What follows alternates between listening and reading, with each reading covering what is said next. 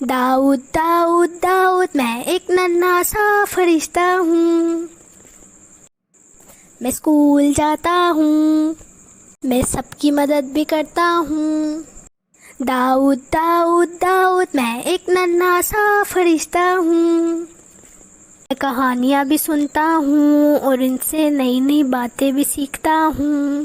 मैं नेकी करता हूँ और बुराई से रोकता हूँ, इसलिए मैं सबको प्यारा हूँ, सबकी आंखों का तारा हूँ। दाऊद दाऊद दाऊद, मैं एक नन्हा सा फरिश्ता हूँ। मज़ीद स्टोरीज जानने के लिए हमारे साथ रहें। प्यारी दादो, आज हम आपसे एक अच्छी सी कहानी सुनेंगे, क्या आप सुनाएंगी? ठीक है प्यारे बच्चों, आज मैं आपको एक अच्छी सी मिर्चू की कहानी सुनाऊंगी।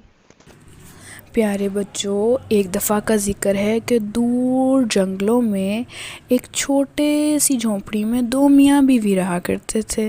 इनके 9 बच्चे थे। वो काफ़ी गरीब थे।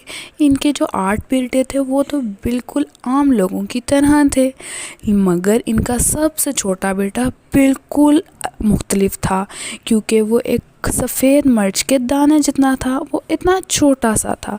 वो अपने भाइयों से बहुत अक्लमंद और ज़हीन था, लेकिन वो सबसे छोटा था, इस वजह से सब उसको मिर्चू बुलाते थे।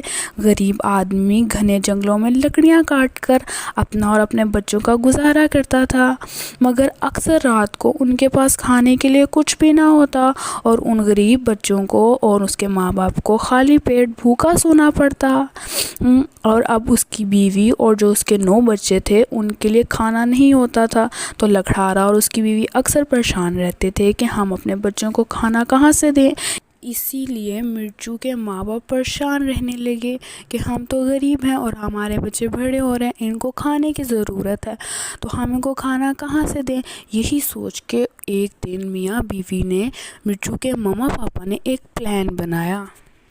क्या तुम जानती हो कि हमारे बच्चे बड़े हो रहे हैं और इनको ज़्यादा खुराक और ताकत की ज़रूरत है। बिल्कुल।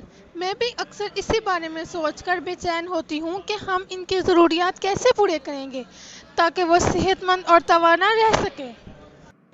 मेरे पास एक मंसूबा है।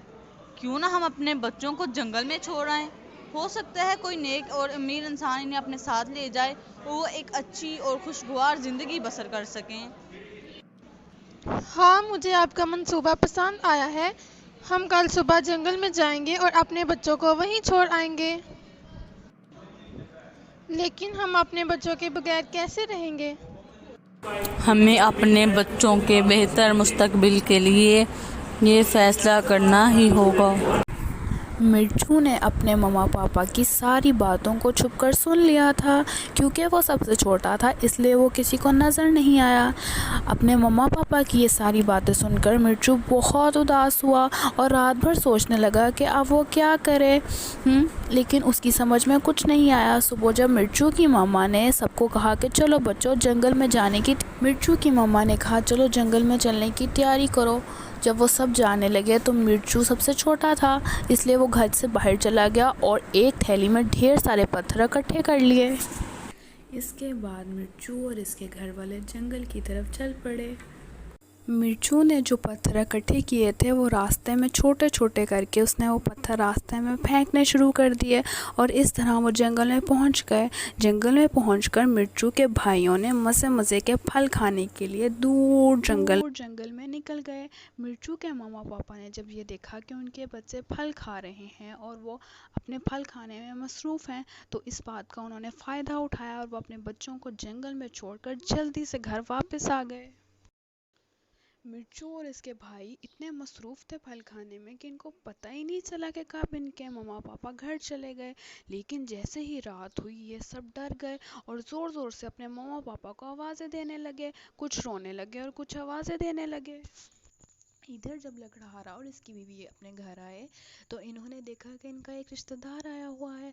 उस रिश्तेदार ने इनको पैसों से भरी हुई एक थैली दी और कहा कि ये इसने लकड़हारे के बाप से उधार लिए थे, अब इसने ये वापस कर दिए हैं। ये देखकर लकड़हारा और इसकी बीवी रोने लगे कि इन्होंने अपने बच्चों को जंगल में छोड़ आए हैं और अब तो ये इतने अमीर हो गए हैं, लेकिन इस वक्त तक तो जंगल में उनके बच्चों को कोई खा गया होगा, कोई भेड़िया, कोई शेर वगैरह, रात का वक्त है, खा गया होगा। वो अपने बच्चों को कैसे वापस लाएंगे। प्यारे बच्चों, यहाँ मिर्चू ने अपने सारे भाइयों को इकट्ठा किया और उनको बताया कि उसने आते हुए रास्ते में पत्थर फेंक दिए थे और वो उन्हीं पत्थर के साथ उन्हीं रास्ते पे चल के अपने घर वापस जा सकते हैं।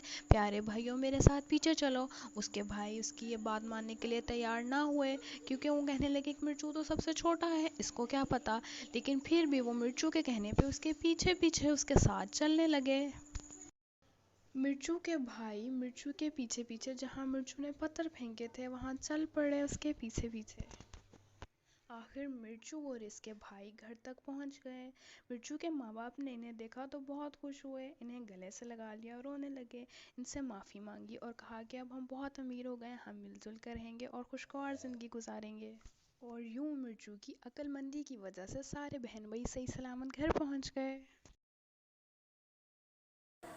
प्यारी दादो, इसका मतलब है कि हमें किसी को छोटा नहीं समझना चाहिए। मिर्चू छोटा था लेकिन इसने कितना बड़ा काम किया।